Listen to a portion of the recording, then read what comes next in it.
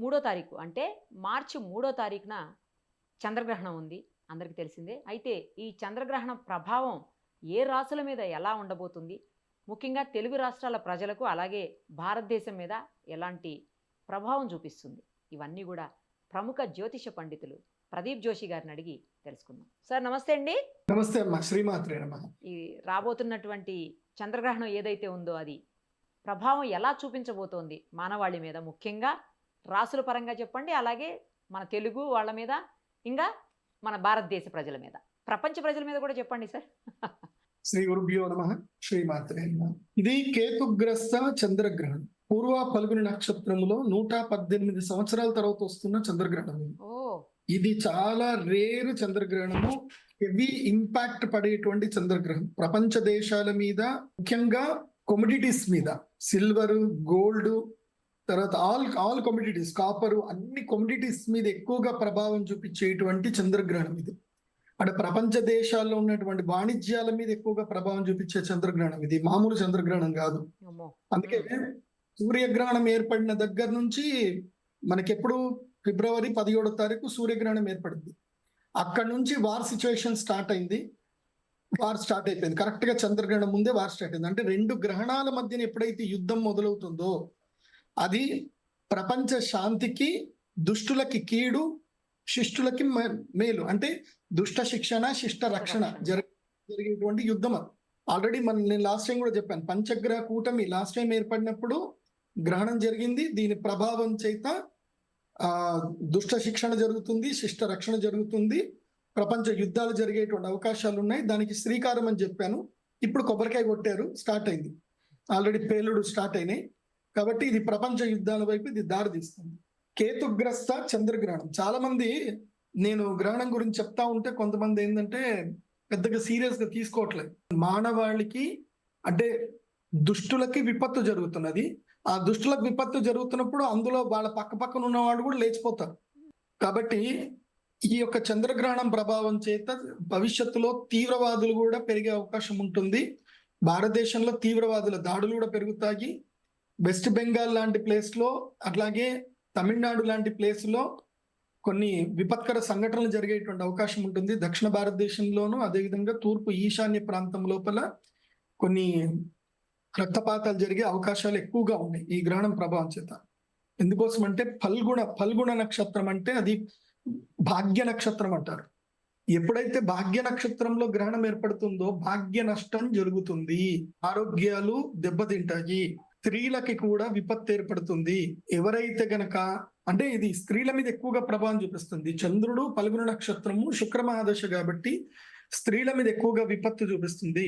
స్త్రీలు మానసికంగా చాలా దెబ్బతింటారు. కోర్టులో కేసులు ఎక్కువగా పెరుగుతాయి, అఘాయిత్యాలు ఎక్కువగా పెరుగుతాయి. ఇవన్నీ కూడా భవిష్యత్తులో జరిగేటువంటి కీడు. మంచి కూడా కొన్ని ఉన్నాయి.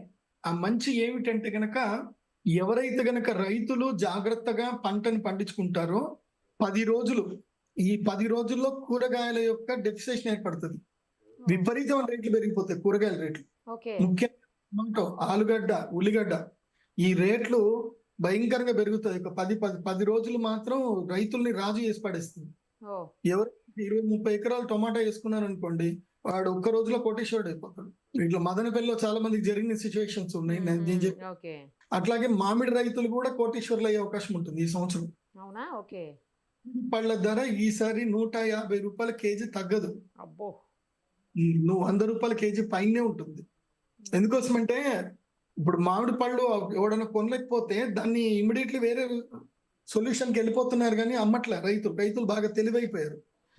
కాకపోతే ఇప్పుడు రాబోయే రోజులు ఇంకో 15 రోజుల్లో ఏం జరుగుతుంది అంటే వడగళ్ల వానలు పడతాయి. రైతులు జాగ్రత్తగా ఉండండి. వడగళ్ల వానలు భయంకరంగా పడతాయి. సో కార్లు బయట పార్కింగ్ చేయకండి, అద్దాలు వలిగిపోతాయి. కాబట్టి ఈసారి వడగళ్ల వాన అయితే ఉంది. మన తెలుగు రాష్ట్రాల్లో వడగళ్ల వాన పడుతుంది. కాలి దుమారంతో పడతాయి. మామిడి పిందెలు రాలిపోతాయి. అదేవిధంగా మామిడి చిగురు కూడా రాలిపోతుంది. చీడపీడలు ఎక్కువగా ఉంటాయి. ఈసారి వరికి చీడపీడలు ఎక్కువగా ఉంటుంది. మళ్ళీ ల్యూకస్ట్ అనేటువంటి ప్రాబ్లం ఏదైతే ఉందో, చీడపీడలు, దోమకాట్లు అవన్నీ కూడా ఎక్కువగా వచ్చే అవకాశం ఉంటుంది. ద్రవ్యముల మీద, జలములు అంటే పాలు గాని, ద్రవ్య పదార్థాలు ఏవైతే ఉన్నాయో ద్రవ్య పదార్థాలు కలుషితమయ్యే అవకాశం ఉంది.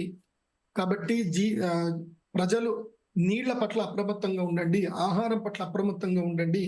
నేనైతే ఒక 2-3 నెలలు క్షీరవ్రతం పాటించండి అందరూ. పాలు తాగకండి, పాలు తాగడం మానేసేయండి, టీలు కాఫీలు బంద్ చేయండి కొన్ని రోజులు.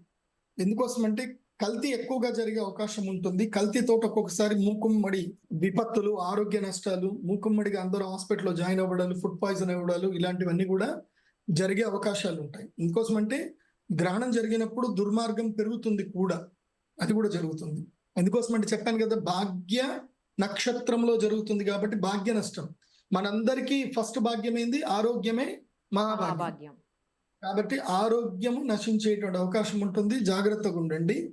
తినేటువంటి ఆహార పదార్థం ముఖ్యంగా ఆడవాళ్ళు చిన్నపిల్లలు 8 ఏళ్ల నుంచి ఉండేటువంటి పిల్లలు, 8 నుంచి 22 ఏళ్ల మధ్య నుండి ఆడపిల్లలు బాయిలర్ కోళ్లు, చికెన్ తినకండి. కొన్ని రోజులు చికెన్ మానేసేయండి. ఏదన్నా మీకు అంత చికెన్ తినాలి అనుకుంటే కోళ్లు తెచ్చుకొని మీ ఇంట్లోనే దేశీగా మీరు చేసుకొని కావాలంటే వాటిని సంపుకొని తినండి, కానీ ఈ బాయిలర్ కోళ్లు తినకండి. బాయిలర్ కోళ్లతోటి కూడా రోగాలు వచ్చే అవకాశం ఉంటుంది. మళ్ళీ అది బర్డ్ ఫ్లూ అంటారు కదా, అలాంటివి వస్తాయి. ప్లస్ హార్మోనల్ ఇంబ్యాలెన్స్ జరుగుతాయి. విపరీతమైన ఇది జరుగుతుంది, మాల్ న్యూట్రిషన్ జరుగుతుంది. వాటికి ఇంజక్షన్లు ఇవ్వడం చేయడము. ఎంత 10th క్లాస్ పిల్లలు దాదాపుగా డిగ్రీ పిల్లలకి కనిపిస్తున్నారు, ఆడపిల్లలందరూ కూడా. దాని జరుగుతుంది కాబట్టి అది మీరు అప్రమత్తంగా ఉండండి. సో ఇది ప్రపంచానికి జరిగేటువంటి విపత్తులు. అదేవిధంగా మేలు కూడా. నేను ఈ సంవత్సరం రైతులకు నేను అడ్వైజ్ ఇచ్చేది ఏంటంటే, బ్రోక్లీ పంటలు పండించండి, ఎక్కువ శాతం కూరగాయలు పండించుకోండి, పండ్లు పండించుకోండి. దీనివల్ల భవిష్యత్తులో రైతులు ఈ సంవత్సరం అంతా లాభం పొందే అవకాశం ఉంటుంది. రైతులు ఎవరు కూడా భూములు అమ్ముకోకండి. ఎందుకోసం అంటే ఈ ప్రపంచ విపత్తుల్లో భాగంగా రాబోయేటువంటి 2-3 సంవత్సరాల్లో మన భారతదేశానికి అద్భుతమైన దశ రాబోతుంది. మన భారతదేశంలో వ్యవసాయ భూములకు మంచి రేట్లు వస్తాయి. కాబట్టి రైతులందరూ కూడా మీ భూముల్ని అమ్ముకోకుండా జాగ్రత్త పెట్టుకోండి. చక్కగా కూరగాయలు పండించుకోండి. తక్కువ ధరలకి రైతులు ఎవరు కూడా భూములు అమ్ముకోవద్దు. రాబోయే టైంలో చాలా మంచి టైం ఉంది. ఎందుకోసం అంటే గురుడు ఎప్పుడైతే కర్కాటక రాశి లోపలికి ఎంటర్ అవుతాడో జూన్ 3వ తారీఖు తర్వాత రైతులందరికీ మంచి టైం ఉంటుంది. భారతదేశంలో మంచి టైం ఉంటుంది. జూన్ 3 వరకు భారతీయులకు అంత మంచి లేదు, కానీ 3 తర్వాత భారతదేశానికి గోల్డెన్ టైం రాబోతుంది. ఓకే, రాశి పరంగా చెప్పండి సార్. రాశుల పరంగా ఇది సింహరాశిలో సంభవిస్తుంది అని చెప్తున్నారు ఈ చంద్రగ్రహణం. దానివల్ల సింహరాశి వాళ్ళకి ఇబ్బందులు ఉంటాయని కూడా చెప్తున్నారు. నిజమేనా అలాంటిది? ఈ గ్రహణము సింహరాశిలో ఏర్పడబోతుంది. సింహరాశి అంటే సూర్యుడి యొక్క నక్షత్రం, సూర్యుడి యొక్క రాశి.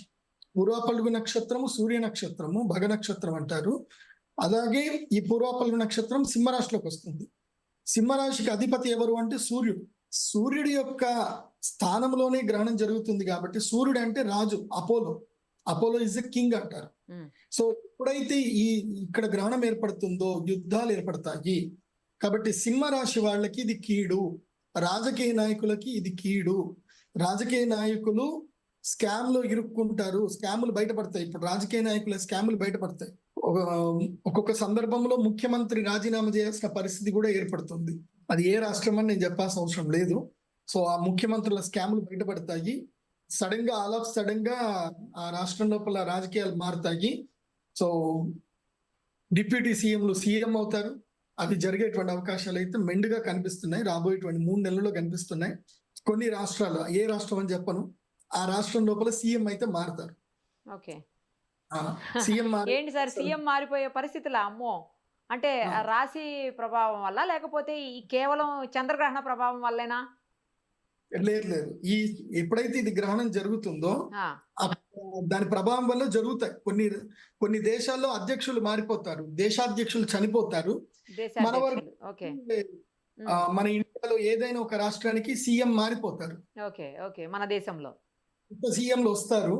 అది కూడా ఇక రాశి వాళ్ళు అంటే సింహరాశి వాళ్ళు జాగ్రత్తగా ఉండాలని చెప్పారు. ఏ రాశుల వాళ్ళు జాగ్రత్తగా ఉండాలి? ఏ రాశుల వాళ్ళకి కలిసి వచ్చే అవకాశం ఉంటుంది చంద్రగ్రహణంతో?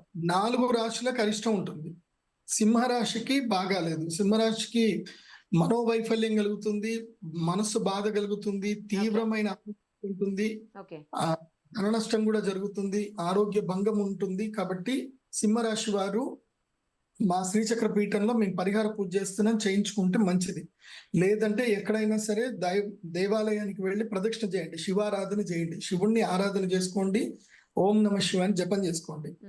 సింహరాశి తర్వాత వృషభ రాశి. వృషభ రాశికి మంచిది కాదు. వృషభ రాశి వారికి ఎట్లాంటి పరిస్థితి వస్తుందంటే స్టాక్ మార్కెట్ లో డబ్బులు పోగొట్టుకుంటారు, ఎక్కడ పడితే అక్కడ డబ్బులు పోగొట్టుకుంటారు, ఇళ్ళు అమ్ముకుంటారు, బంగారం తాకట్టు పెట్టుకుంటారు, ఓకే. వెహికల్ జరుగుతుంది, వెహికల్స్ తో యాక్సిడెంట్స్ అవుతాయి, మదర్ కి హెల్త్ బాగా ఉండదు, హాస్పిటల్ బిల్స్ పెరిగిపోతాయి.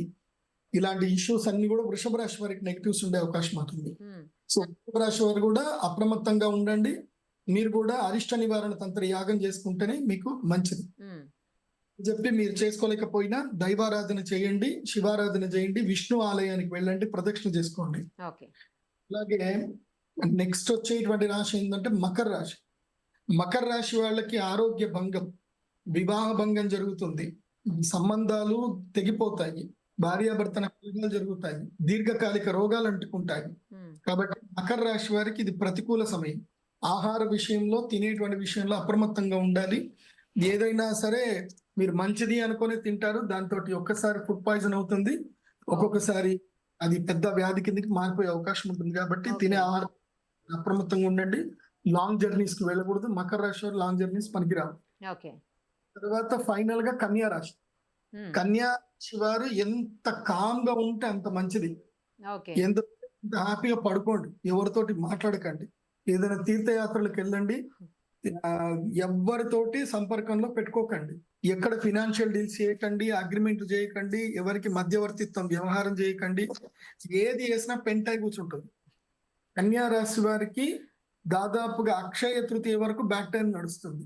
ఓకే. మొత్తం డబ్బులు పోతాయి, ఏదో ఒకటి అగ్రెసివ్ గా వెళ్ళిపోతారు, ఏదో పెంట చేసుకొని కూర్చుంటారు. మీరు మంచి చేద్దాం అనుకుంటారు కానీ అది కాస్త మీ ఇంటి మీదకి వచ్చి కూర్చుంటుంది. ఏమీ చేయకండి, తిన్నామా పడుకున్నామా తెల్లారిద్దాం, అంతే. ఇదే పాటించండి. ఎవరైనా వచ్చి ఏదైనా అడిగారు అనుకోండి, తెలియదు, గుర్తులేదు, మర్చిపోయా, మర్చిపోయాను. ఈ డైలాగులు చేసుకోండి. ఓకే. ఇక మంచిగా ఉండే రాసులు. జూన్ 3వ తారీఖు వరకు కన్యా రాశి వారు కానీ, వృశ్చిక రాశి వారు కానీ, అదేవిధంగా మకర రాశి వారు కానీ, తర్వాత మేషరాశి, తర్వాత మీన రాశి, వృషభ రాశి, కర్కాటక రాశి, ఈ రాసులన్నీ కూడా ప్రశాంతంగా ఉండండి, ఎవరి జోలికి వెళ్ళకండి. ఓకే, ప్రపంచంతో సంబంధం లేనట్టు ఉండండి. అట్లుంటే మీరు ఈ ప్రపంచంలో ఉంటారు. లేదనుకోండి, ప్రపంచానికి దూరంగా వెళ్ళిపోయే పరిస్థితులు మీకు ఏర్పడతాయి. ప్రశాంతంగా ఉండండి, ఏవి అగ్రెసివ్ డిసిషన్స్ ఏవి తీసుకోకండి. మెయిన్ సింహరాశి వారు నో డిసిషన్స్, అగ్రెసివ్ డిసిషన్స్. తిన్నామా పడుకున్నామా తెల్లారిద్దాం, సింహరాశి వాళ్ళు అయితే. ఓకే. నెక్స్ట్ మంచి ఉండే రాశులు ఏవి అంటే గనక, ఈ గ్రహణం వల్ల మిథున రాశి వారికి కలిసి వస్తుంది, బాగుంటుంది. మిథున రాశి వారికి ధైర్యం ఉంటుంది. అదే విధంగా వృశ్చిక రాశికి, తులారాశి వారికి అద్భుతంగా ఉంటుంది. అందులోనూ తులారాశి వాళ్ళకి జూన్ 3వ తారీఖు వరకు పట్టిందల్లా బంగారం. ఓ, చాలా శాలరీస్ ఏమైనా జాబ్ మానేసుకొని బిజినెస్ పెట్టుకోండి, ఏదైనా చేసుకోండి. ఇడ్లీ బండి అయినా పెట్టుకోండి, పానీపూరి అయినా పెట్టుకోండి, లేదంటే చిన్నగా బట్టల దుకాణం అయినా వదలకండి. రియల్ ఎస్టేట్ చేయండి, అంటే మట్టి పట్టుకున్న బంగారం అయిపోద్ది అంటారు. రియల్ ఎస్టేట్ చేయండి, మంచి కలిసి వస్తుంది. సో వృశ్చిక రాశికి, తులారాశికి బాగుంది.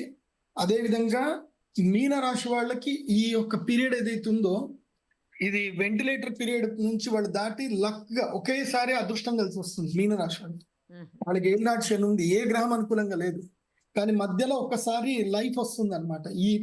ఈ ఉగాది అక్షయ తృతీయ వరకు అనుకోండి, ఈ అక్షయ తృతీయ వరకు మీన రాశికి లైఫ్. అందులోనూ ఉగాది వరకు అయితే పక్కా లైఫ్. అప్పులు గిప్పులు ఏమైనా ఉంటే తబాదబా తీర్చేసుకోండి. లేదు ఇప్పుడు అప్పెట్లా తిరుగుతాం, ఉన్న పంత తీర్చేస్తే మనం దాన్ని రొటేషన్ చేసుకోవచ్చు కదా అనుకున్నారు అనుకోండి, అది రొటేషన్ కాస్త రివర్సల్ అయిపోతుంది, మొత్తం ఉన్నదంతా పోగొట్టుకుంటారు. ఇప్పుడు ఏదైతే ఉందో మీనరాశి వాళ్ళకి చెప్పేది ఏంటంటే, అప్పులు తీర్చేసేయండి, శత్రువులతో ఏదైనా సమస్యలు ఉంటే సెటిల్మెంట్ చేసుకోండి మీన రాశి వాళ్ళు. అయితే ఇది సెటిల్మెంట్ టైం ఇది. ఎందుకోసం అంటే ఏళ్ళనాటి శనిలో కొంచెము అప్పుడప్పుడు గ్రహణాలు వస్తాయి, మనకి లక్కిస్తాయి కూడా గ్రహణాలు. సో మీన రాశి వాళ్ళకి ఏంటంటే ఈ గ్రహణం వాళ్ళకి ఊపిరిస్తుంది అనమాట. ఏళ్ళనాటి శని బాధ నుంచి ఒక 15-20 రోజులు వాళ్ళకి రిలాక్సేషన్ ఇస్తుంది. ఈ ఉన్న రిలాక్సేషన్ టైంలో మీన రాశి వారు ఏదైనా ఉంటే వాళ్ళు పనులు కంప్లీట్ చేసుకొని చేతులు దులుపుకొని ప్రశాంతంగా పడుకోండి అని చెప్తారు మీన రాశి వాళ్ళు. సో 4 రాష్ట్రాల వాళ్ళు కూడా మేము అరిష్ట నివారణ తంత్ర యాగం చెప్తున్నాము. నేను ఒకటే చెప్తాను, గ్రహణాలు ఏర్పడినప్పుడు మన నసీబ్ మారాలి. ప్రతి మనిషికి ఒక రోజు వస్తుంది అంటారు కదా, ఆ రోజే గ్రహణం. గ్రహణం వచ్చిన రోజు దేవతలకి హవిస్సునిచ్చారే అనుకోండి, మీరు ఒక్కసారి ఒక గాయత్రి మంత్రానికి, ఒక వేద మంత్రానికి మీరు స్వాహాకారం ఇస్తే అది 1,00,000 సార్లు ఇచ్చినంత పుణ్యం వస్తుంది మామూలు టైంలో. గ్రహణం టైంలో దేవతలకి స్వాహాకారం చేయటం వల్ల మీకు అమోఘమైన శక్తి వస్తుంది. మీ తలరాత మారుతుంది, లైఫే మారిపోతుంది. సొంతగా బుద్ధి కలిగి భగవంతుడి ప్రేరణ కలిగి రావాలి. వచ్చి వాళ్ళు సంకల్పంతో యాగం చేసుకోవాలి. ఏదో బిజినెస్ మెథడ్ లో వచ్చి యాగం చేసుకోవద్దు. ఇప్పుడు ఈ వీడియో చూస్తున్న వాళ్ళందరూ కూడా చెప్తున్నాను ఏంటంటే, గ్రహణం ఈజ్ అ లక్కీ టైం. మీకు భగవంతుడు ప్రేరణ కలిగించాడు, వెళ్దాము గురువు గారి దగ్గరికి వెళ్ళి యాగం చేసుకుందాం, ఏదైనా మన నసీబ్ మారుతుందేమో, హోప్ ఉంటే రండి. అలా ధైర్యంగా అమ్మవారి మీద, భగవంతుడి మీద విశ్వాసం చేసి రండి. ఈ గ్రహణం లోపల నేను ఇచ్చే శివలింగం తీసుకోండి. అందరూ జీవితంలో బాగుపడండి. మేము ఏం చేసినా అందరూ బాగుపడడానికే చేస్తాం. ఇంకోటి, మీరు ఇచ్చేటువంటి డొనేషన్స్ ఏదైతే ఉంటుందో మా టెంపుల్ కి, నా పర్సనల్ లైఫ్ కి ₹1 వాడుకోం. ఎందుకోసం అంటే మాకు సుమన్ టీవీ చాలా హెల్ప్ చేస్తుంది. నాకు అపాయింట్మెంట్లు వస్తాయి, అవే నా పర్సనల్ లైఫ్ కి వాడుకుంటాను. కానీ గ్రహణం టైంలో ఎవరైనా వచ్చి యాగం చేసుకుంటే అది మా అమ్మవారి దేవస్థానానికి డెవలప్మెంట్ కే పెట్టుకుంటాం తప్ప మేము మా పర్సనల్ లైఫ్ ₹1 వాడాం. So thanks Suman TV. మాకు మంచి, అంటే ప్రజలందరికీ ఒక అనుసంధానంగా, ఒక బ్రిడ్జ్ లాగా ఉన్నారు. ఇప్పుడు మా దగ్గర విజ్ఞానం ఉంది, కానీ మేము అందరికి చెప్పాలంటే మాకు ఒక మీడియం కావాలి కదా. సో థ్యాంక్స్ నిరుపమ గారు. నిరుపమ అంటే అర్థం ఏంటంటే డోంట్ కంపేర్ విత్ ఎనీవన్ అని అర్థం. Yes yes yes. నిరుపమ గారు ఇచ్చేటువంటి ఇంటర్వ్యూలు కానీ, ఆమె చేసే రీసెర్చ్ కానీ, ఆమె చేసిన ఈ వీడియోస్ కానీ అన్కంపారబుల్. మీలాగా వెళ్ళి వీడియోలు చేసేవాళ్ళు ఎవరు లేరండి. అందరు ఏదో ఏసీ రూమ్ లో కూర్చొని వీడియోలు చేస్తారు, మీరు అలా కాదు. దట్స్ వై నిరుపమ ఈస్, నీకు ఆ పేరు పక్కా సూట్ అయింది. You are not comparable with anyone. మిమ్మల్ని ఎవరితో పోల్చలేము మేము. Thank you so much, you made my day sir. Thank you so much. The line is సింహగర్జన, ఆడపులి.